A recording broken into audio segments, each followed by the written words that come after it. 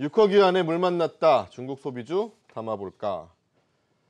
자, 아까 뭐 JTC 얘기가 나오면서 뭐 일본 쪽으로 중국 사람들이 많이 놀러 간다고 하는데 우리나라로 좀이나 많이 오지라고 했더니 좀 온다고 하죠. 네, 좀 온다는 것 같은데 요즘 많이 늘어나고 있는 것 같기도 하고 제가 이런 얘기 한번 드린 적도 있고 그때 강준혁 파트너도 이거에 대해서 되게 동의를 해준 적이 있는데 우리 한국경제TV 옆에 보면 이제 호텔이 있고 그 옆에 편의점이 있는데 이 편의점에 중국 사람들이 엄청나게 나오기 시작하면 정말 많거든요. 근데 그러면 그때부터 뭔가 중국 소비주들이 분명히 잘 되는 게 있는데 요즘 약간 이런 게 보여요. 앞으로 좀 올라타도 좋을지 생각을 한번 해보도록 하겠습니다. 한옥석 파트너. 네. 중국 어때요? 그냥 핫해요, 그죠? 막 그냥 핫합니다. 막 무역 분쟁도 해결되는 것 같고 우리도 뭔가 좀 올라타도 좋을까요? 뭐 일단은 제가 볼 때는 뭐 그래도 좋지 않을까. 결론적으로 말씀드리면 그렇다 이렇게 봐야 되겠죠. 사실 이제 한국경제TV에서 여의도 쪽으로 이렇게 보면은 예전에는 좀 뜸했던 이제 중국 관광객들이 사실상 최근에 이제 중국 말들이 또 들리면서 이렇게 조금씩 이제 보이기 시작합니다. 예, 그런 점을 우리가 고려할 때는 좀 긍정적이지 않겠는가 이렇게 이제 생각되고 있습니다. 63 빌딩으로 아마 그게 면세점에 가는 게 아닌가 이렇게 이제 생각되고 있습니다. 네. 어쨌든 또 우리 이런 상태 속에서 또 미국과 중국 간에 있던 무역 협상도 타결될 것으로 일단 기대가 되는 이런 상태 있고. 그다음에 또 한 가지 이제 3월 12일부터 15일까지 일단 그 항공회담을 열었는데 그 항공회담에서 일단 회차를 갖다 60회로 늘리기로 일단 70회로 늘리기로 이렇게 이제 결정을 했습니다. 그런 상태에서 이제 운송 요금이 또 인하되지 않을까 이렇게 생각되고 그렇게 되면 중국 관광객들이 요금이 싸니까 또 한국으로 또 많이 들어오지 않겠는가 하는 이런 기대감도 우리가 가져볼 수 있겠고요. 또 한간에는 또 뭐 시진핑 국가 주석이 또 한국을 방문할 것이다 뭐 이런 기대감도 있고 여러 가지 관점에서 일단 이러한 이제 중국 관련주가 자극을 받고 있는 그런 양상이 아닌가 이렇게 생각되는데. 어쨌든 뭐 현재 상태로서는 이런 이제 중국 관련주는 일단 화장품주라든지 면세점 관련주라든지 그다음 카지노 관련주 이런 쪽으로 일단 좀 안정적이지 않을까 이렇게 생각되고 있습니다. 그다음에 이제 특히 이제 중요한 것은 화장품주는 이제 지금은 중국이 이제 우리나라 제품도 이미테이션 해가지고 이제 거의 이제 뭐 저가품은 이제 따라왔다 이렇게 봐야 되겠습니다. 때문에 이제 제품의 고급화가 이제 필요하지 않겠는가 이렇게 생각되고 있고 최근에 보면은 같은 이제 1위급 화장품 중에서도 보면 LG 생활과학은 날아가는 상태 있고 또 아모레 이제 퍼시픽 같은 경우는 바닥을 헤매고 있는 이런 양상을 띠고 있는데 이런 어떤 종목 간의 차별화가 있을 수가 있다는 얘기죠. 그런 점에서 종목 선택이 매우 중요하지 않을까 이렇게 생각되는데 그와 관련해서 우리가 이제 하나 주목해 본다면은 CGV 같은 이런 종목이 아마 주목해 볼 만하지 않을까 이렇게 생각되고 있습니다. 역시 뭐 이것도 이제 중국에 일단 이제 영화관을 갖다가 하고 있는 상태 있고 터키라든지 동남아라든지 한국 1분기에 일단 극한 직업의 어떤 그 영화 관객 수가 늘어났고 또 관람료도 높아졌고 이런 상태에서 본다면 수익성이 또 그만큼 좋아질 수밖에 없다 이렇게 이제 보는 것이고요. 그다음에 최근 들어서 또 일단은 그 캡틴 마블 있죠. 이 영화가 또 일단 히트를 치고 있기 때문에 관객 수가 또 늘어나고 그만큼 또 일단 수익성이 그만 좋아지지 않겠는가 하는 생각됩니다. 이 CGV 같은 이런 종목에 한번 주목해 볼 필요가 있지 않을까 싶습니다. 네, 알겠습니다. CGV가 그래도 이 중국 관련된 종목들 중에서 또 한번 주목해 볼 수 있지 않을까라는 이야기 주셨어요. 강준혁 파트너는 어떠세요? 네, 일단 이렇게 생각을 하신 게 좋을 것 같습니다. 아마도 향후에도 뉴스들을 보면은 이제 중국인들이 한국을 찾기보다는 일본이라든지 태국이라든지 이런 데로 많이 간다라는 뉴스를 계속 보실 걸로 제가 생각이 드는데 일단 태국이라든지 동남아 같은 경우에는 중국인들이 보통 무비자로 갈 수 있는 그러한 동네고요. 일본 같은 경우에는 뭐 볼거리, 음식거리가 많다 뭐 이런 얘기들이 지금 나오고 있는 것 같습니다. 근데 그럼에도 불구하고 6호에 대한 관심을 놓지 않아야 되는 이유는 사실은 이제 이런 겁니다. 중국인들이 한국에 대해서 한국을 이제 예전에는 굉장히 좀 많이 찾았다면은 요즘은 한국을 그렇게 많이 찾지는 않는 그런 모습은 일단 보여주고 있습니다만 우리가 기억을 해야 되는 것은 중국 안에서 이제 해외로 나가는 그 해외 여행객 수가 보통 한 10% 이상, 두 자릿수 이상 성장을 하고 있습니다. 이게 무슨 얘기냐면 우리나라가 지금 태국이라든지 일본보다 여행객 수는 적습니다만은 중국에서 나오는 인구가 예전보다 워낙 많아졌기 때문에 떡고물만 떨어져도 충분히 중국 수혜주들이 이제 수혜를 볼 수 있다 이렇게 생각을 하시고 전체 파이가 커진 거네요. 예, 네. 봐주시는 게 일단 좋을 것 같습니다. 그래서 만약에 이제 뉴스를 보시다가 뭐 우리나라를 찾기보다는 태국을 간다더라, 베트남을 간다더라 이런 얘기가 나와도 여전히 6호에 대한 관심을 놓지는 않으시기를 일단은 바랍니다. 그리고 이제 그렇게 생각을 하면은 우리가 기본적으로 볼 수 있는 부분이 뭐 화장품이라든지 하는 종목군들 여러분들이 여전히 관심을 가질 수가 있을 것 같은데요.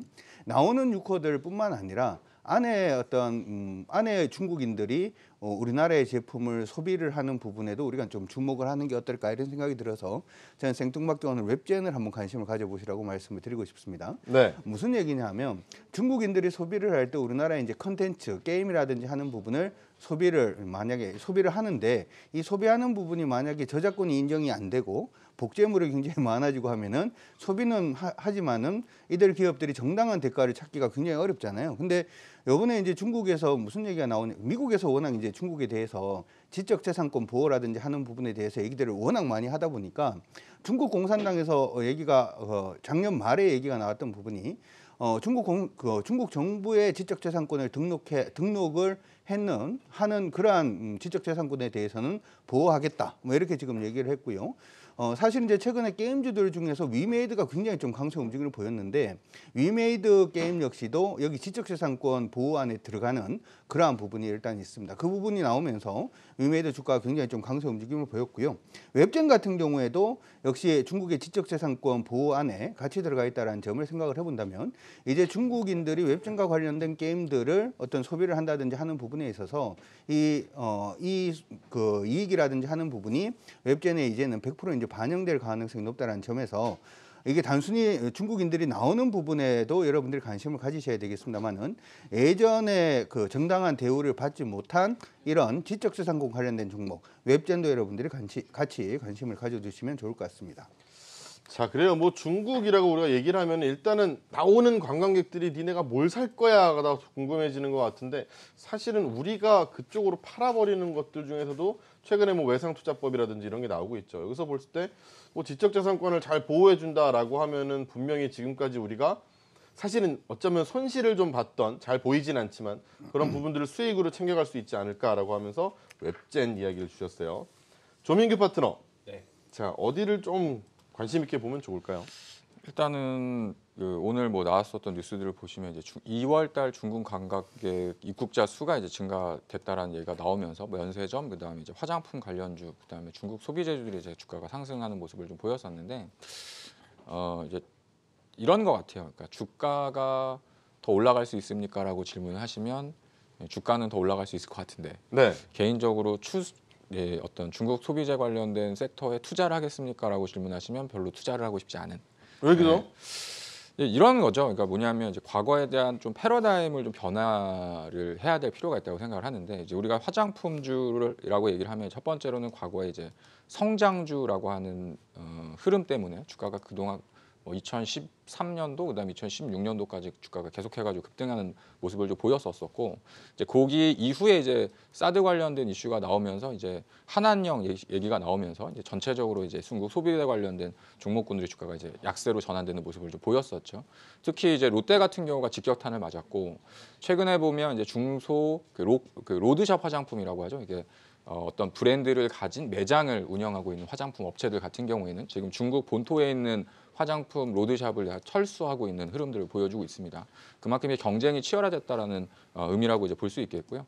그 중에 이제 가장 뭐 수혜가 될 수 있는 업종이라고 본다면 이제 그나마 면세점 정도가 이번에 면세점 판매에 대한 수치를 보니까 2월달에 상당히 좀 긍정적으로 발표가 됐었기 때문에 그런 정도는 이제 수혜가 될 수는 있겠지만 뭐 국내에 있어서의 사실은 이제 과거처럼 어떤 고성장을 하는 어떤 섹터로 분류하기는 좀 어려운 것 같고 그동안의 주가도 많이 하락을 했고 어떤 심리적인 압박 계속해가지고 뭐 중국 관광객 수가 좀 제한적이고 언제서부터 단체 관광객 수가 이제 좀 문호가 개방될 것이냐 이런 기대감들이 있었었는데 이제 이런 부분들이 막혀 있었던 판로가 다시 개척된다는 의미에서는 좀 긍정적일 수는 있겠지만 저는 이제 주가를 판단을 할 때는 앞으로 이제 지속적인 성장을 하면서 작년보다 혹은 과거보다 내년이 좋고 내후년이 좋을 수 있는 기업들을 선정을 하는 게 중요한 것 같아요. 그러니까 개인 투자자분들이 지금 현재 시점에서 투자를 하실 때 단기적인 시세는 분명히 주가가 추가적인 상승이 가능할 수 있겠지만 뭐 단기적으로 좀 쫓아가서 매수를 한다고 하더라도 단기적인 수익은 충분히 가능할 수 있다고 봅니다. 다만 이게 이제 추세적인 상승으로 해가지고 뭐 계속해가지고 주가 상승할 수 있느냐 이런 부분에서는 다소 의문이 드는 시점이라고 판단이 들기 때문에 단기적인 트레이딩 관점으로 좀 대응을 해야 되지 않을까 이렇게 정리를 해드리고 싶고요. 뭐 그 중에서 좀 관심주라고 말씀드린다고 한다면 뭐 SK 바이오랜드 정도 화장품 원료라던가 의약품과 관련된 원료를 생산하는 기업인데 작년도에 대부분 화장품 업체들이 실적이 많이 이렇게 망가지는 모습을 보였었지만 SK바이오랜드 같은 경우는 그나마 실적이 좀 견조했었던 흐름들을 보여줬었고요. 올해 같은 경우에도 뭐 작년보다는 조금 더 개선될 수 있는 실적을 보여줄 수 있다는 기대감이 남겨져 있기 때문에 뭐 이 정도라고 한다면 뭐 주가 변동성이 좀 제한적이지 않을까 이렇게 말씀드리도록 하겠습니다.